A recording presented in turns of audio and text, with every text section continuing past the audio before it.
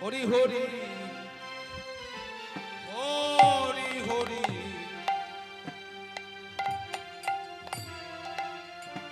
আমার গোরা কোথায় গেল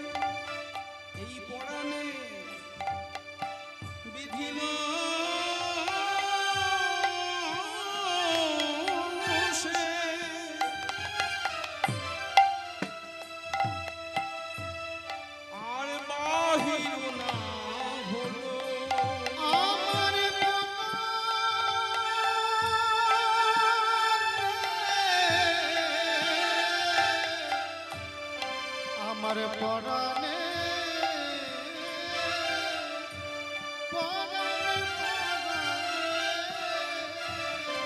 বিধিল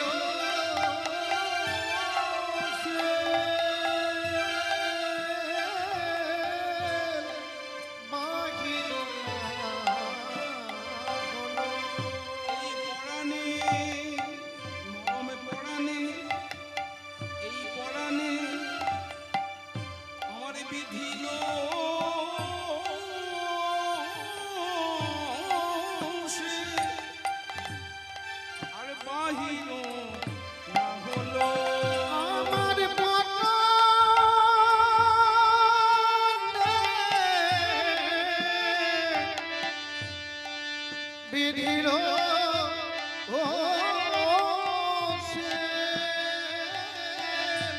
ছেলে মাটিল না হরি হরি মন প্রাণ হরি গৌরী হরি আমায় ছাড়ি কোথায় গেল হরি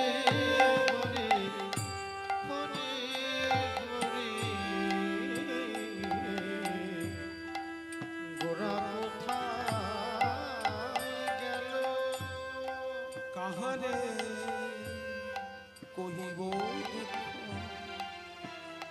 নানি সরে বাণী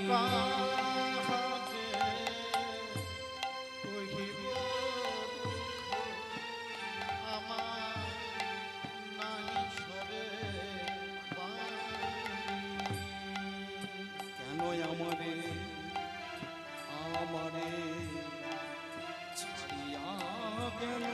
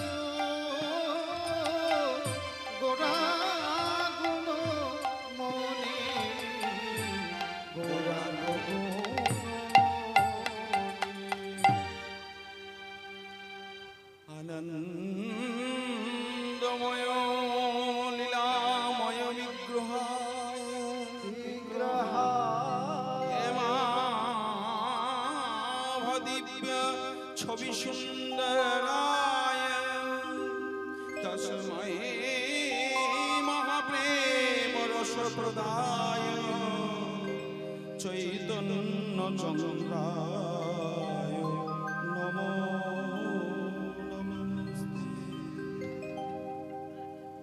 উপস্থিত গৌর ভক্তমণ্ডলী, আমার ভক্তিমতী মায়েরা, সর্বাগ্রে সবার শ্রীচরণে জানাই আমার কোটি কোটি দণ্ডবত প্রণাম।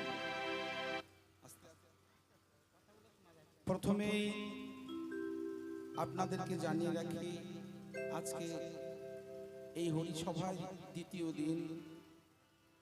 আমাদের এত সুন্দর হরিবাসরের আয়োজন করেছে পরম ভক্ত, যার আন্তরিক ইচ্ছায় আমাদের এখানে আসতে হয়েছে। আর এখানে আপনারা তো আনন্দ উপভোগ করছেন সারা দিন। গণপতি দেবের পূজা পার্বণ এবং সেখানে সন্ধ্যা আরতি, সারাদিনের মহাপ্রসাদ সব মিলিয়ে এই জায়গাটি আনন্দ মুখরিত হয়ে রয়েছে। আজকে দ্বিতীয় দিন আমরা উপস্থিত হয়েছি। এখন আমরা যে লীলাটি আস্বাদন করছি গো মায়েরা, ভক্তমণ্ডলী, এই লীলাটি আস্বাদন করার আগে আমাদের জানতে হবে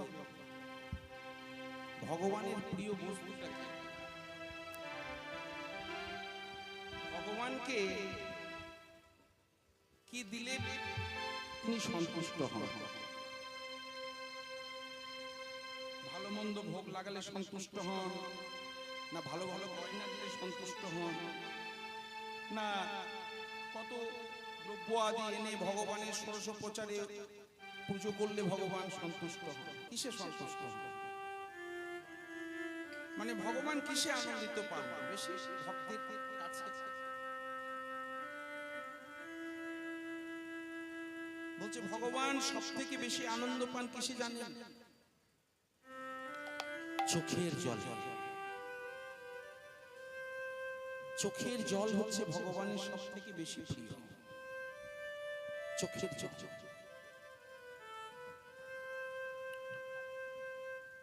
ওই জন্য শাস্ত্রে আছে মূর্খ বদতে বিষ্ণায় হীরো বদতে বিষ্ণবে উভয়স্তু সমান পুণ্যং ভাবগ্রাহী জনার্দন।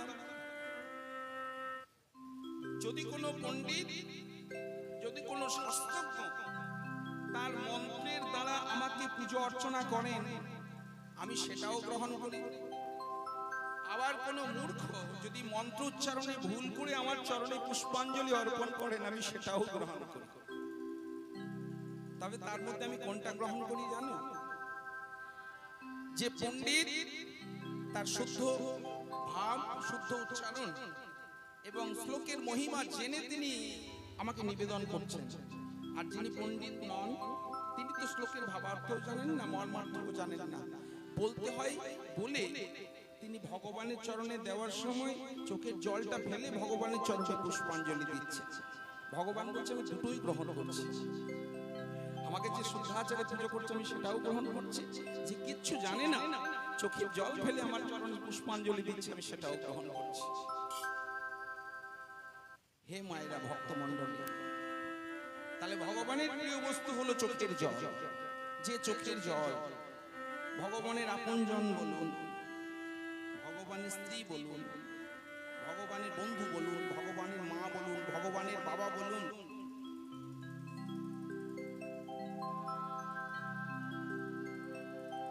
ভগবানের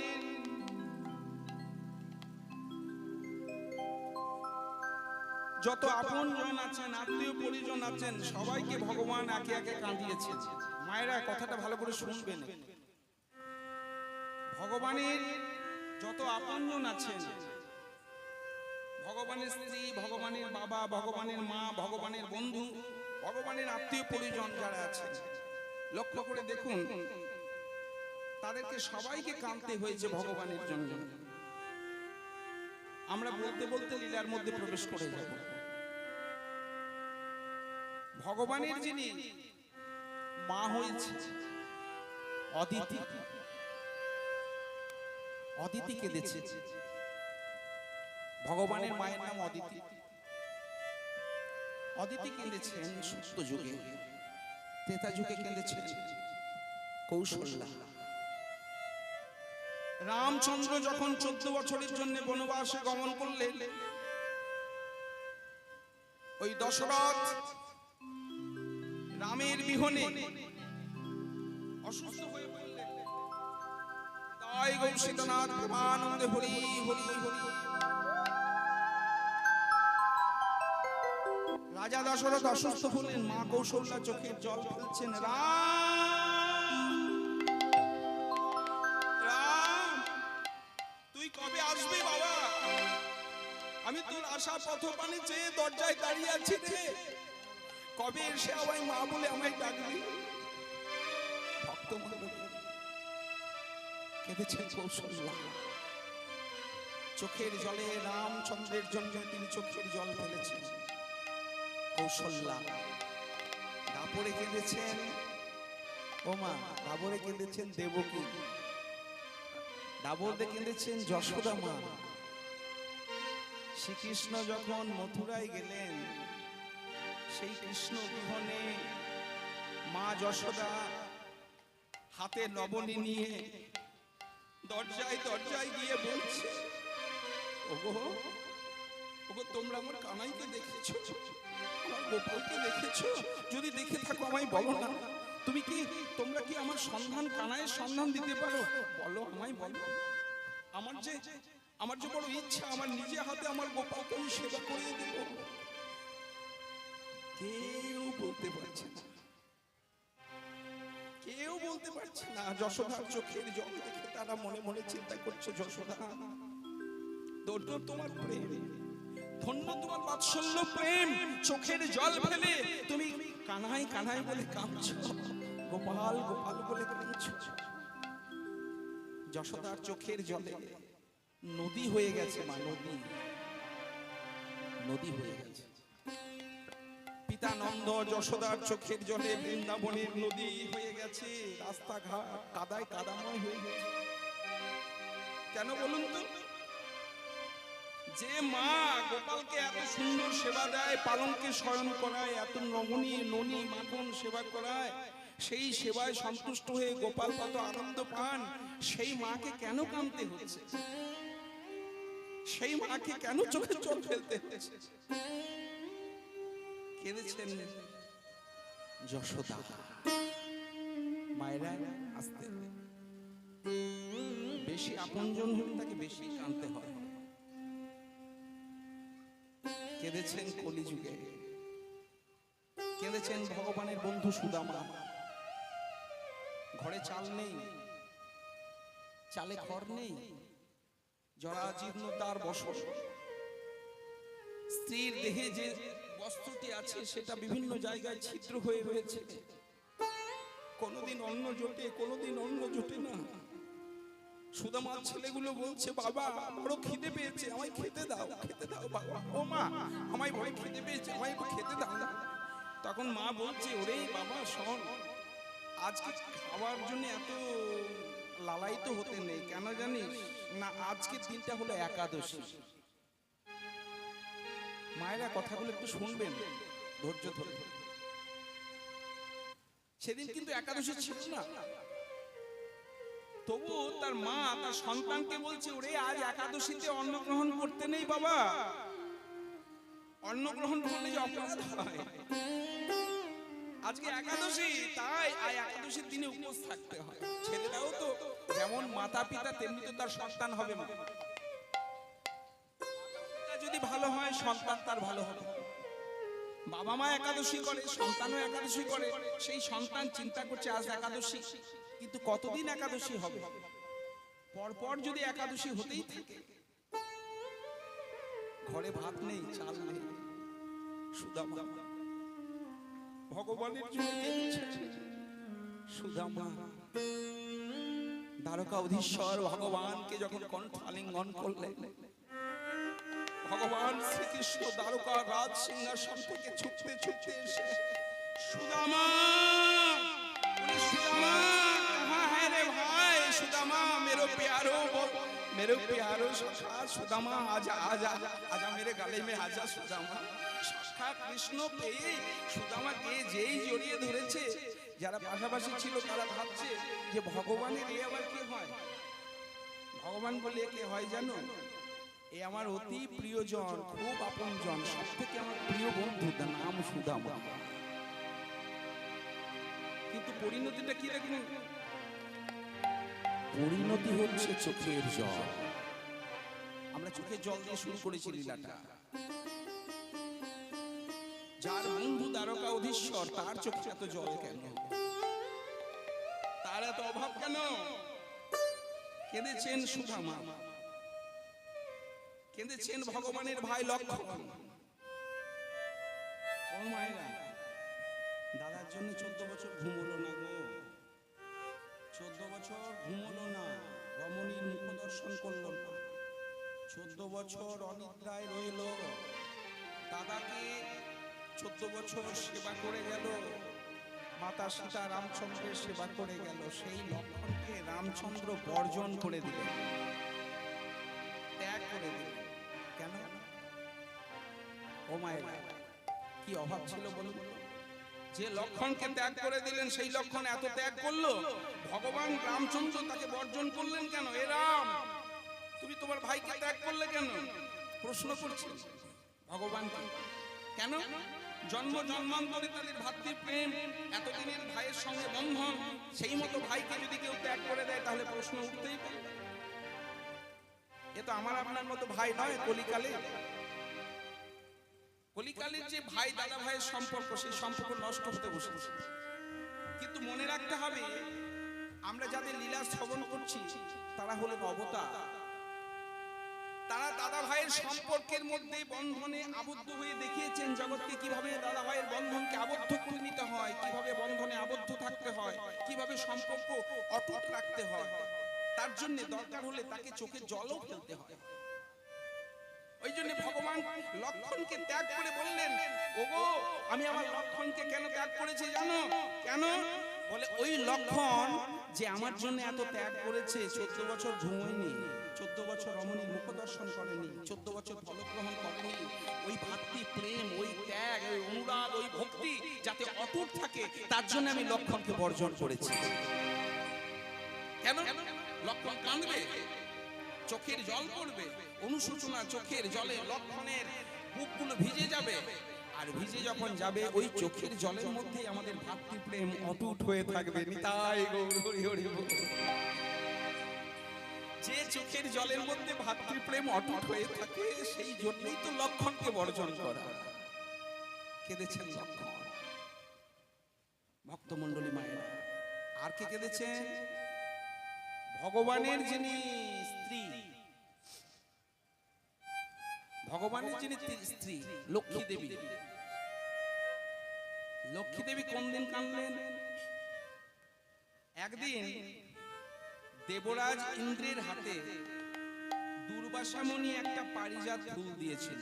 ও মায়েরা, পুরাণের কথা। দুর্বাসা মুনি একটা পারিজাত ফুল এনে ইন্দ্রের হাতে দিয়েছিল। ইন্দ্র সেটি গ্রহণ করলো বটে, কিন্তু তাচ্ছিল্য করে সেটাকে হাতির মাথায় গুঁজে দিল। ইন্দ্রের হাতির নাম হলো ঐরাবত। ওই ঐরাবতের মাথায় যখন গুঁজে দিল, তখন দুর্বাসা মুনি ক্রোধান্বিত হয়ে ইন্দ্রকে বলছে, এই ইন্দ্র, দেবতা রাজা হয়ে সোনার মুকুটটা পরে তোর মাথাটা ভারী হয়েছে, নিজেকে তুই ধরাশয় সারা মনে করিস? তুই দেবতা রাজা হয়েছিস বলে এত অহংকার? আমি মুনি, আমি তোকে পারিজাত ফুল দিলাম, সেটা তুই নিজে গ্রহণ না করে হাতির মাথায় গুঁজে দিলি। এটা মুনির প্রতি অসম্মান প্রদর্শন করলি। তুই কেন এমন আচরণ করলি? আজ থেকে আমি অভিশাপ দিচ্ছি, আজ থেকে তুই লক্ষ্মী ছাড়া হয়ে যা।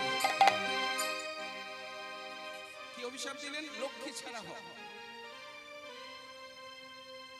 মায়েরা শুনলেন কি বলল? আজ থেকে লক্ষ্মী ছাড়া হ। দেখবেন এই কথাগুলো আমরা অনেক সময় বলে থাকি রেগে গিয়ে, লক্ষ্মী ছাড়া কথাটা বলি না। কথাটার আসল অর্থটা কি? লক্ষ্মী ছাড়া এমন কিছু আচরণ হয় যেগুলো দ্বারা লক্ষ্মী ছেড়ে চলে যায়। ভক্তমণ্ডলী মায়েরা, এখনকার দিনে আপনারা শুনে থাকবেন ইউটিউবে খুব প্রচার হচ্ছে, কোন কোন কীর্তনিয়া গাইছেন, প্রচার করছেন, এই যে মায়েরা ঝাঁট দেন, সেই ঝাঁটাটা কোন দিকে রাখতে হয়, ঝাঁটাটা কিভাবে রাখলে ঘরের মঙ্গল হয়। আমার মনে হয় আপনারা ভালোই জানেন কিভাবে রাখতে হয়, আপনাদের থেকে কেউ ভালো জানবে না, তাই তো। তবু বলি, ঝাঁটা কখনোই দাঁড় করিয়ে রাখবেন না, শুয়ে রাখবেন না। যদি দাঁড় করিয়ে রাখেন তাহলে অমঙ্গল হবে, শুয়ে রাখতে হবে, শুয়ে রাখতে হবে। দাঁড় করিয়ে ঝাঁটা রাখা যায় না। কোথায় রাখা যায় না? উত্তর মুখে রাখা যায় না। কোথায় রাখা যায় না? মন্দিরের সামনে রাখা যায় না। কোথায় রাখা যায় না? সদর দরজায় ঝাঁটা রাখা যায় না। কোথায় রাখা যায় না? মানে এগুলো কারণটা বলে দিই, কেন না সদর দরজা দিয়েই লক্ষ্মী মাতা ঢুকবেন। ভালো করে বুঝুন ব্যাপারটা। এই যে আমরা গ্রাম বাংলার বুকে আমরা যে দাওন উৎসব করি, দাওন আনা, যখন নবান্নের ধান্য তোলা হয় তখন দাওন আনার সময় মুট আনা বলা হয় আমাদের গ্রাম্য ভাষায়। সেই মুট আনাটাকে আমরা কত সম্মান করে নিয়ে আসি, মায়েরা উলুধ্বনি করে, শঙ্খধ্বনি করে, তাই তো। সেই উলুধ্বনি শঙ্খধ্বনি করে তাকে পদধৌত করে মা লক্ষ্মীকে ঘরের ভেতরে নিয়ে আসা হয়, তার চরণ চিহ্ন অঙ্কন করে। তাই ঝাঁটাটা যদি আপনি ওই দরজার মধ্যে রাখেন তাহলে লক্ষ্মী প্রবেশ করবে না। কেন? এইবার শুনে নেন কেন। কারণটা হচ্ছে লক্ষ্মীরা হলো দুই বোন, একজন লক্ষ্মী, অপর বোনের নাম হচ্ছে অলক্ষ্মী। অলক্ষ্মী যে বাড়িতে থাকে সে বাড়িতে লক্ষ্মী ঢোকে না, আর লক্ষ্মী যে বাড়িতে থাকে সেই বাড়িতে অলক্ষ্মী